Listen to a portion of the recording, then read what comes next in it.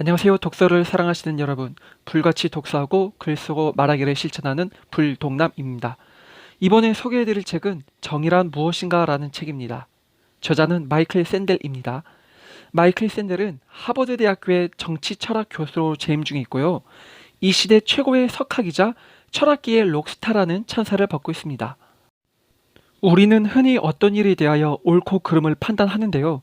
그 판단 기준에는 항상 정의라는 것을 기반으로 합니다. 하지만 정의라는 것이 사람에게 보편적으로 적용되는 것이 아니죠. 어떤 사람은 찬성을 외치는 반면 다른 사람은 반대를 외칩니다. 이 둘의 공통점은 정의를 추구하는 것이지만 동시에 그 정의관이 다르다는 차이점을 갖고 있습니다. 자, 그렇다면 정의라는 것이 어떤 기준에서 차이가 나는지 알아볼 필요가 있겠죠. 책의 저자인 마이클 샌델은 행복, 자유, 미덕이라는 세 가지 조건을 말하고 있습니다. 이 세 가지 행복, 자유, 미덕 중에서 먼저 행복에 관하여 설명할까 합니다. 먼저 행복의 정의를 들어볼게요. 쾌락과 고통이 있다 합시다. 그런데 여기서 쾌락이 고통보다 앞서 있어 인간의 욕구가 만족된 상태를 행복이라 합니다. 그렇다면 이러한 행복이 많은 사람들에게 주어진다면 어떨까요? 그야말로 최대의 행복을 누릴 수 있는 상태가 되는 것이겠죠. 물론 다수가 느끼는 행복이 크다면 소수의 고통 정도는 감수할 만한 것입니다. 이러한 주장을 공리주의라고 합니다. 제레미 벤담이라는 사람이 이 이론을 주장했습니다. 하지만 공리주의에 대하여 반박할 여지가 있습니다. 무엇이냐면 다수의 쾌락을 위하여 소수가 받는 고통을 정당화할 수 있느냐는 것이죠. 예를 들자면 거지를 보자면 혐오감이 드는 사람들이 있다고 합시다. 그래서 많은 사람들의 쾌적감을 위해 거지들만 따로 격리시키는 거죠. 또 다른 예를 들어볼까요? 중세시대의 많은 그리스도인들은 원형 경기장에서 사자들의 먹이가 되었습니다. 그런데 이들이 사자에게 찢겨 먹히는 모습을 관중들은 희열을 느끼며 구경을 했었죠. 외 두 가지 사례는 공리주의 입장에서 본다면 아무 문제가 되지 않습니다. 비록 소수가 고통을 당하지만 많은 사람들에게 쾌락을 주기에 타당한 것이 되는 거죠. 반대로 이들을 향하여 반박하는 진영을 볼 수 있습니다. 이른바 개인의 자유를 외치는 자유지상주의 사람들입니다. 이들은 공리주의가 개인의 자율성을 침해한다고 주장을 하는데요. 타인에 의하여 강요당하는 것은 부당한 것이며 또한 자신의 몸은 자기 소유이기에 함부로 대할 수 없다는 것입니다. 오히려 공리주의자들을 향하여 인간의 가치를 단일화시키고 계산적으로 본다며 비판을 하죠. 자유지상주의자들의 추구하는 바를 정리하면 다음과 같습니다. 첫 번째, 자율성입니다. 앞서 언급했듯이 인간은 수단이 될 수 없으며 존중을 받아야 하는 존재입니다. 절대로 다수의 주장이 소수를 억압할 수 없다는 것이죠. 두 번째는 합의입니다. 개인의 자율적 행동이란 상호 간의 합의를 기반으로 이루어지는 것입니다. 그리스도인이 사자의 밥이 된다는 것은 상호 간의 합의가 아니라 일방적인 것이죠. 또한 거지들이 강제로 격리되는 것 또한 합의가 아닌 일방적인 것입니다. 자유시장이 합의를 통한 자발적 교환을 추구하는 것처럼 자유와 합의는 이들에게 중요한 것입니다.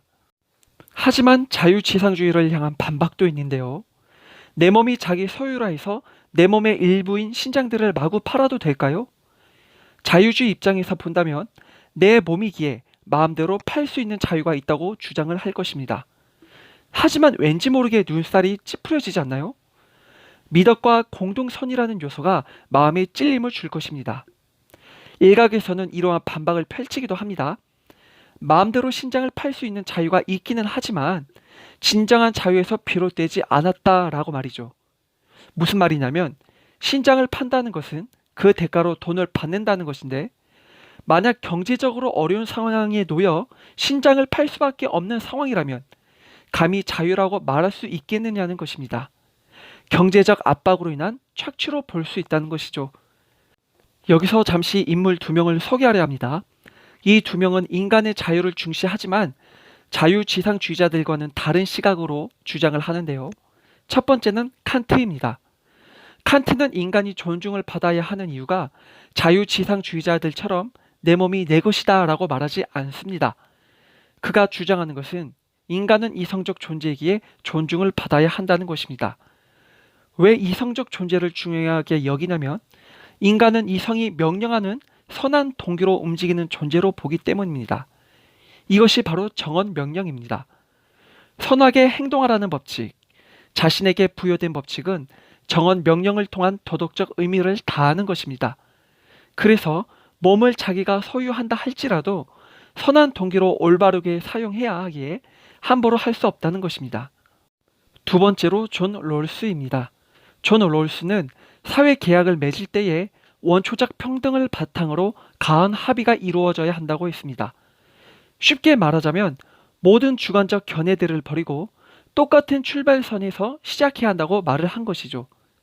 앞서 언급한 예화에서 알 수 있듯이 자율적인 합의는 실상 강압적 환경에 의한 불평등에서 비롯된 것일 수도 있다는 것입니다. 하지만 불평등이 아닌 평등한 출발선에서 이루어져야 한다는 것이죠. 예를 들어 볼까요? 사람이 다음 생에 다시 태어난다고 가정해 봅시다. 그리고는 그때의 사회 제도를 지금 미리 만든다고 생각해 봅시다.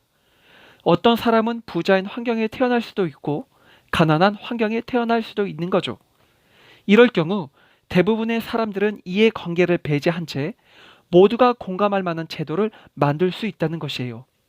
왜냐하면 자신이 가난한 환경에 태어날 수 있기에 최대한 평등 조건을 내미는 것입니다. 미래에 대한 무지로 인하여 더욱 평등을 외치게 되는 것이죠. 이처럼 존 롤스는 무지의 장막 뒤에 서야지 평등을 보장할 수 있다고 주장했습니다. 자, 여기까지의 내용을 잠시 요약해 볼게요. 다수를 위한 소수의 고통을 감수할 수 있다고 주장하는 공리주의가 있습니다. 하지만 개인의 자유와 합의를 무시한다며 자유지상주의는 비판을 하죠. 그러나 자유지상주의의 자유가 이성의 통제를 받지 않는 무분별한 상태를 칸트가 지적을 했고, 존 롤스는 자율적 합의라는 것이 평등한 조건 위에서 이루어져야 한다고 주장을 했습니다. 자, 그런데 말이죠. 칸트와 존 롤스의 주장으로는 난감한 상황이 생길 수 있는데요. 예를 들어 볼게요. 2차 세계대전 때에 독일 나치들은 많은 유대인들을 학살했었죠. 그런데 지금에 와서도 독일인들은 유대인들에게 대한 사죄의 의미가 있을까요? 이 부분에 대하여 어떻게 생각하시나요? 칸트와 존 롤스라면 이렇게 얘기를 할 것입니다. 진정한 자유란 내가 자발적으로 초래한 의무만을 떠맡는 것이지 개인에게다 집단적 책임의식을 갖게 하는 건 옳지 않아 라고 말할 것입니다. 존 로크 역시 이런 말을 했었죠. 자신의 합의 없이는 다른 정치 권력에 예속될 수 없다라고요. 즉, 칸트와 존 롤스 식대로 한다면 개인은 스스로 선을 선택할 수 있다는 것이죠. 하지만 이와 달리 선이란 선택하는 것이 아니라 우선이 되어 거기에 종속된 채 책임을 다해야 한다고 주장하는 인물이 있습니다. 바로 아리스토텔레스입니다. 아리스토텔레스는 미덕과 공공선을 우선으로 하고 다음으로 권리를 내세웠습니다. 권리를 제일 우선으로 내세운 칸트와 존 롤스의 주장과는 정반대이죠. 아리스토텔레스에게 있어 미덕과 공공선이란 시민의식, 희생, 봉사, 연대의식을 말합니다. 좀 더 자세히 말하자면 칸트가 사람을 이성적 존재로 보았다면 아리스토텔레스는 역사를 공유하는 존재로 보았던 것입니다.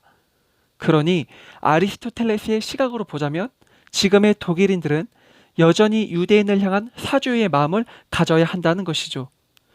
만약 인간의 보편적 의무나 합의만을 기초한다면 애국심, 형제 같은 것들을 설명하기 어려울 것입니다. 맥킨타이어라는 사람도 이런 말을 했습니다. 우리는 과거를 안고 태어난다. 내 삶의 이야기는 언제나 내 정체성이 형성된 공동체에 속해 있다 라고 말이죠. 이처럼 아리스토텔레스는 사물의 최대 목적은 미덕과 공동선이라 주장을 했습니다. 자, 지금까지 공리주의, 자유지상주의, 미덕이 중심이 되는 연대의식을 기반으로 한 정의의 기준들을 살펴보았습니다. 혹시 여기에 나열된 것 외에 요소들이 더 있다고 생각하시는 분이 계신지요? 저는 한 가지 들고 싶습니다. 바로 종교적 논리입니다. 정의와 관련된 도덕적 의미를 말할 때면 종교적 논리를 빼놓을 수는 없겠죠. 마틴 루터 킹은 도덕적 종교 논리를 바탕으로 시민의 권리 명분을 발전시킨 사람입니다.